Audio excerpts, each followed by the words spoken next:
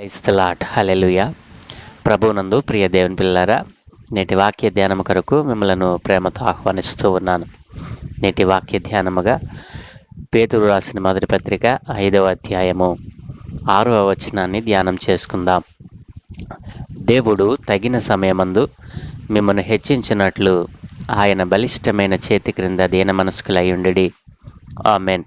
ప్రభువునందు ప్రియ దేవుని పిల్లారా, చదువుకునబడిన లేఖన నిమిత్తమే ప్రార్థన చేద్దాం.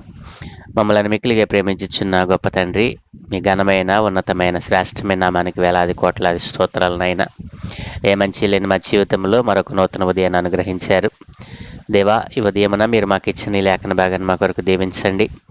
ఘనత మహిమ ప్రభావాలు మీరే పొందుకోమని యేసునామమున ప్రార్థించి వేడుకుంటూ ఉన్నాను తండ్రి. ఆమేన్. ప్రభువునందు ప్రియ దేవుని పిల్లలారా, దేవుడు తగిన సమయమందు మిమ్మల్ని హెచ్చించినట్లు ఆయన బలిష్టమైన చేతి క్రింద దీన మనస్కులై ఉండడి. ప్రియ దేవుని పిల్లలారా, చదువుకున్న లేఖనాన్ని మనం ధ్యానం చేసినట్లయితే చాలామంది భక్తులు మనం చూస్తూ ఉన్నాం. ఈ రోజున వారు పూర్వపు స్థితిలో చాలా చిన్నవారే, కానీ ఈ రోజున హెచ్చులోనికి వెళ్ళారు. పూర్వమందు వారు తినటానికి తిండి లేని వారే, కానీ ఈ రోజున వారు అనేక మందికి ఆహారాన్ని పెట్టగలిగినటువంటి అభివృద్ధిలోనికి వాళ్ళు వెళ్ళారు. ఇలాంటి మనుషులను ఈ రోజున మనం చూస్తూ ఉన్నాం. మన కంటి ముందు తిరిగి మనకు తెలిసినటువంటి వ్యక్తే ఒకప్పుడు చాలా దీనస్థితి, ఇప్పుడు హెచ్చు స్థితిలోనికి వెళ్ళటం. ప్రియదేవుని పిల్లలారా, ఇవన్నీ కూడా మానవ జీవితంలో దేవుడు పెట్టినటువంటి ఒక క్రమం. ఒక వ్యక్తి దేవునికి విధేయత చూపుతూ, దేవుని పట్ల విశ్వాసతను చూపుతూ, దేవుడంటే భయమును భక్తి కలిగి విశ్వాస జీవితంలో దేవునికి ఉపయోగపడేటువంటి పాత్రగా ఉన్నప్పుడు దేవుడు వానిని అభివృద్ధిలోనికి తీసుకెళ్ళిన విధానాన్ని చూస్తాం. అదే వ్యక్తి, అట్లాంటి వ్యక్తే మరొక వ్యక్తి దేవునిలోనే ఉంటున్నాను అనుకొని లోకముతో స్నేహం చేసి హెచ్చు స్థితి నుండి కిందకు దిగజారిన స్థితిని కూడా మనం చూస్తూ ఉన్నాం. ప్రియ దేవుని పిల్లలారా, ఒకని హెచ్చింపు దేవుని వలన కలగాలి, కానీ మనుషుల వలన ఎంత మాత్రమునో కలగదు. నా ప్రియ దేవుని పిల్లలారా, విన్నారు కదూ? ఒకని హెచ్చింపు దేవుడివ్వాలి, కానీ మనుషుల ద్వారా వచ్చేటువంటి హెచ్చు అది కొంతకాలమే. కానీ దేవుడు హెచ్చిస్తే అది నిత్య జీవము, శాశ్వత కాలము ఆ హెచ్చింపు అనేటువంటిది ఉంటుంది. ప్రియదేవుని పిల్లలారా, ఈ రోజున నీవు హెచ్చింపులోనికి వెళ్ళటానికి అనేక విధాలుగా ప్రయత్నం చేస్తూ ఉన్నావు. ఆ ప్రయత్నంలో నీ తోటి వారిని, నీ పొరుగు వారిని, నీ తోటి సహోదరుని, నీ తోటి స్నేహితుని నీవు త్రొక్కివేయటానికి చూస్తూ ఉన్నావు. ఒక వ్యక్తి పైకి ఎదగాలి అని అంటే మరొక వ్యక్తిని త్రొక్కివేసే విధంగా ఈ రోజున ఆలోచన చేస్తూ ఉన్నాడు. ఎవరైతే యథార్థత కలిగి ఉంటారో, యథార్థమైనటువంటి హృదయము కలిగి ఉంటారో, ఇతరులను మోసం చేయకూడదు అనేటువంటి తలంపుతో ఉంటారో, వారు హెచ్చులోనికి వెళ్ళటానికి అవకాశం ఉంటుంది. ప్రియదేవుని పిల్లలారా, ఈ రోజున ఒక వ్యక్తి తాను అభివృద్ధి చెందటానికి మరొక వ్యక్తిని త్రొక్కివేసేటువంటి ఆలోచనతో ఈ రోజున ధన సమృద్ధి కోసం, ధనాన్ని సంపాదించడం కోసం, ధనాన్ని పోగు చేసుకోవడం కోసం ఈ రోజున స్నేహితుడని లేదు, పొరుగువాడని లేదు, ఎవ్వరని లేదు. తాను మాత్రము పైకి ఎదిగితే చాలు, మిగతా వారు ఏమైపోయినా నాకు పర్వాలేదు అనేటువంటి మనస్తత్వంతో ఈ రోజున మనిషి తన జీవితంలో దేవుడంటే భయం లేకుండా, దేవుడంటే భక్తి లేకుండా, దేవుడంటే వినయ విధేయతలు లేకుండా, అసలు దేవుడే లేడనుకుని అనేక రకాలుగా చెడి పడిపోతున్నటువంటి మానవులను కూడా మనం చూస్తూ ఉన్నాం. ప్రియ దేవుని పిల్లలారా, మానవులకైనా మనుషులకైనా ఏ మనిషికైనా హెచ్చింపు ఎప్పుడు వస్తుందో తెలుసా? ప్రియ దేవుని పిల్లలారా, మనం ఆలోచన చేసినట్లయితే యాకోబు పత్రిక 4:10 దేవుడు అంటున్నాడు కదా, భక్తుడు అంటా ఉన్నాడు, ప్రభు దృష్టికి మిమ్మల్ని మీరు తగ్గించుకొనండి, అప్పుడు ఆయన మిమ్మల్ని హెచ్చించును. ఎవరు హెచ్చింపులోనికి వస్తారో తెలుసా? ప్రియ దేవుని పిల్లలారా, మనం ఆలోచన చేసినట్లయితే ఏ మనుష్యుడైతే తన్ను తాను తగ్గించుకొని ఈ సమాజంలో తనకంటూ ఒక ప్రత్యేక స్థానాన్ని ఏర్పాటు చేసుకుంటాడో ఆ వ్యక్తిని దేవుడు హెచ్చిస్తాడు. ప్రభు దృష్టికి మనం ఏమై ఉండాలంటే, ప్రభు దృష్టికి మనలను మనము తగ్గించుకోవాలి. ప్రభు దృష్టికే కాదండి, మనుష్యుల పట్ల కూడా మనల్ని తగ్గించుకుంటే దేవుడు ఆయన హెచ్చింపులోనికి తీసుకువెళ్తాడు. దేవుని పిల్లారా, ఒక శ్రేష్టమైన విందు జరుగుతూ ఉందనుకోండి. ఆ శ్రేష్టమైన విందుకి మీరు పిలువబడ్డారనుకోండి. పిలిచినటువంటి వ్యక్తి మిమ్మల్ని గుర్తించే విధంగా మీ ప్రవర్తన ఉండాలి. ఆ విందులోనికి, ఆ యొక్క సభలోనికి, ఆ యొక్క ప్రత్యేకమైనటువంటి ఆ యొక్క పరిస్థితుల్లోనికి నిన్ను ఆహ్వానించిన వ్యక్తి నిన్ను గుర్తించేటట్లుగా నీ ప్రవర్తన ఉండాలి. నిన్ను ఆహ్వానించిన వ్యక్తికి చెడ్డ పేరు తెచ్చేటువంటి ప్రవర్తన మనలో ఉండకూడదు. ఎప్పుడైతే ఆహ్వానించిన వ్యక్తి దృష్టిలో మనం పడతామో, మన ప్రవర్తన, మనం నడిచేటువంటి నడత, మన మాట సమస్తమును కూడా ఆయన దృష్టికి చేరుతుంది. ఇదే విధంగా దేవుడు కూడా మనం ఎప్పుడైతే మనము అన్ని విషయాలలో తగ్గించుకుంటామో దేవుడే మనలను హెచ్చులోనికి తీసుకువెళ్తానంటున్నాడు. దేవుని పిల్లలారా, కాబట్టి ప్రభు దృష్టికే కాదు, సమస్త మానవాళి దృష్టికి మనలను మనం తగ్గించుకోవాలి. ఏ విషయంలో కూడా మనము హెచ్చింపు మనస్సు కలిగి ఉండకూడదు.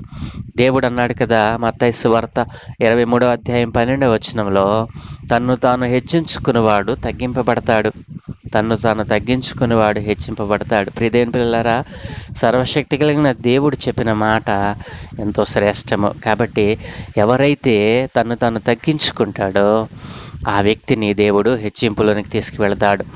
కాబట్టి ఈ రోజున తనకంటే ఇతరుల కంటే నేను హెచ్చిపోవాలి, హెచ్చులోనికి వెళ్ళాలి, ఆధిక్యతను పొందుకోవాలనేటువంటి ఆశపడే ప్రతి మానవుడు కూడా ఆలోచించవలసింది ఏంటో తెలుసా? మనము మనుషుల ఎడలనే కాదు, దేవుని ఎడలను కూడా మనలను మనము తగ్గించుకోవాలి. దేవుని పిల్లలారు, ఇక్కడ యోబు భక్తుడు మనం చూసినట్లయితే ఆయన ఎంత తగ్గించుకున్నాడు. ఆయన అంటూ ఉన్నాడు కదా, నీవు పడదోయబడినప్పుడు మీదు చూచేదనందువు వినయము గలవానిని ఆయన రక్షిస్తాడు అని ఆయన అంటూ ఉన్నాడు. నీవు పడద్రోయబడినప్పుడు మీదు చూచెదవు, వినయము గలవానిని ఆయన రక్షిస్తాడు అని అంటూ ఉన్నాడు. కాబట్టి ఎవరిలో అయితే వినయ విధేయతలు కనిపిస్తాయో ఆ రోజున గొప్ప భయంకరమైనటువంటి ఉపద్రవం ఒక్క దినమందే సంభవించింది. యోబు భక్తుడు తన్ను తాను తగ్గించుకొని నాకు ధనం ఉంది కదా, ఆస్తి ఉందని కానీ పొంగిపోకుండా తన ఆస్తి, తన సంతానము సమస్తము ఒక్క దినమందే నాశనమైపోయినా దేవుని ఎడల యథార్థతను వదలకుండా ఆయన దేవునిని హెచ్చులో పెట్టుకున్నాడు. దేవునిని పైగా పెట్టుకుని తాను క్రింద ఉన్నాడు. ఎంతో భయంకరమైనటువంటి వ్యాధిగ్రస్తుడైనప్పటికీ కూడా దేవునికి చెందవలసినటువంటి ఆ యొక్క స్తుతులను, మహిమను ఆయన తగ్గించకుండా కాపాడుకున్నాడు. ఇది కదా భక్తి అంటే. కాబట్టి దేవుని పిల్లలారా, మనం హెచ్చులోనికి వెళ్ళాలని ఆశపడవచ్చు, అయితే అది దేవుడు మెచ్చేదిగా ఉండాలి. ఇతరులను త్రొక్కివేసి నేను పైకి వెళ్ళిపోవాలి, ఇతరులను మోసం చేసి నేను పైకి వెళ్ళిపోవాలని అంటే అది దేవుడు మెచ్చేటువంటి హెచ్చింపు ఎంత మాత్రము కాదు. కాబట్టి నా దేవుని పిల్లలారా, ఈ రోజున మనము హెచ్చులోనికి వెళ్ళటానికి ఆయన ఒక దినాన్ని నిర్ణయించాడు. కాబట్టి ఆ దినము వరకు మనము వేచి ఉండాలి. ప్రభువు యొక్క కృప కొరకు, ప్రభువు యొక్క కనికరమ కొరకు, ప్రభువు యొక్క చిత్తము కొరకు మనం వేచి ఉంటే దేవుడే మనల్ని హెచ్చింపులోనే తీసుకువెళ్తాడు. ఇంతలోనే నువ్వు తప్పిపోయి నేను ఇప్పటికిప్పుడే హెచ్చిపోవాలని అనుకుంటే నీవు తగ్గించబడతావు. కాబట్టి నా ప్రియ సహోదరి సహోదరుడా, ఏ విషయాలలో మిమ్మల్ని మీరు హెచ్చించుకుంటూ ఉన్నారు? దేవుడు మనలను తగిన సమయమందు మనల్ని హెచ్చిస్తానని వాగ్దానం చేస్తూ ఉన్నాడు. కాబట్టి అంతవరకు మనం ఏం చేయాలో తెలుసా? ఆయన బలిష్టమైన చేతి కింద మనము మరి దీన మనస్కులై కనిపెట్టాలి. ఎప్పుడైతే మనము ప్రభు సన్నిధిలో దీన మనస్సు కలిగి మనము మరి కనిపెడతామో దేవుడు తగిన సమయమందు మనలను హెచ్చిస్తాడు. కాబట్టి ఈ రోజున నీవు తక్కువ దానిగా ఉన్నావేమో, ఈ రోజున ప్రభు నీవు అడుగుతున్నటువంటి ప్రతి దానిని ఆయన ఆలకిస్తా ఉన్నాడు. తగిన సమయం కొరకు ఆయన ఎదురు చూస్తూ ఉన్నాడు. ఏ సమయమున ఏది ఎవరికి ఇవ్వాలో ఆయనకు తెలిసినటువంటి దేవుడు నేను ప్రకటిస్తున్న నజరేయుడైన యేసుక్రీస్తు ప్రభుల వారు. కాబట్టి నా ప్రియ దేవుని పిల్లలారా, తగిన సమయం కొరకు మరి ఆయన ఇచ్చేటువంటి బహుమానం పొందుకోవటం కోసం మనము ప్రయత్నిస్తూనే ఉండాలి, మరి అడుగుతూనే ఉండాలి, ప్రార్థిస్తూనే ఉండాలి. కాబట్టి ఏ రీతిగా ఎవరైతే ఆయన బలిష్టమైన చేతి కింద ఉంటూ భక్తిని కాపాడుకుంటూ మరి దేవుని పట్ల విధేయతలు కలిగి ఆయనకు చెందవలసిన మహిమను స్తుతులు చెల్లిస్తూ ఎవరైతే కనిపెడుతూ ఉంటారో తగిన సమయమందు వారిని దేవుడు హెచ్చిస్తాడు అని దేవుని లేఖనం సెలవిస్తూ ఉంది. ఇది తథ్యము. కాబట్టి ప్రియ దేవుని పిల్లలారా, మనము ఆయన చేతి కింద, బలిష్టమైన చేతి కింద మనము దేన మనస్సు కలిగిన వారమై కనిపెడుతూ ఆయన ఇచ్చేటువంటి హెచ్చింపులోనికి మనం వెళ్ళటానికి మనలను సిద్ధపరచుకుందాం. ఆ రీతిగా ప్రభువు మనలను దీవించునుగాక. దేవుడు తగిన సమయమందు మిమ్మల్ని హెచ్చించి మరి మిమ్మలను బలపరచునుగాక. ఆమెన్. ప్రార్థన. సకల ఆశీర్వాదముల కారణభూతుడైన తండ్రి, మా మంచి దేవా, నీ ఘనమైన శ్రేష్టమైన ఉన్నతమైన నామానికి వేలాది కోట్లాది స్తోత్రాలనైనా ఏ మంచి లేని మా జీవితంలో మరొక నూతన ఉదయాన్ని అనుగ్రహించారయ్యా. ఈరోజు మీరు మాతో మాట్లాడిన ఈ శ్రేష్టమైన దివ్యమైనటువంటి నీ వాగ్దానమును గురించి బట్టి మీకు వేలాది కోట్లాది స్తుతులు చెల్లిస్తున్నాము నాయన. అవును తండ్రి, ఎవరైతే నీ బలిష్టమైన చేతి క్రింద దీన మనస్కులై ఉంటారో, దీన మనస్సు కలిగి నీ సన్నిధిలో కనిపెడతా ఉన్నారో వారికి తగిన సమయమందు నేను వారిని హెచ్చులోనికి తెస్తానంటూ ఉన్నావు నాయన. ఏ మనిషికైతే హెచ్చింపు స్వభావం ఉందో అట్లాంటి మనస్సు వారి నుండి తీసివేసి అందరి ఎడల దీన మనస్కులై, అందరి ఎడల తగ్గింపు మనస్సు కలిగిన వారై అయా నీ సన్నిధిలో కనిపెడతా కృప చూపమని అడుగుచా ఉన్నాను. ఎవరైతే హెచ్చింపు మనస్సు కలిగి నీ సన్నిధికి దూరం అయిపోతా ఉన్నారో వారందరి ఆత్మలను మీ చేతులకు అప్పగిస్తా ఉన్నాను నాయన.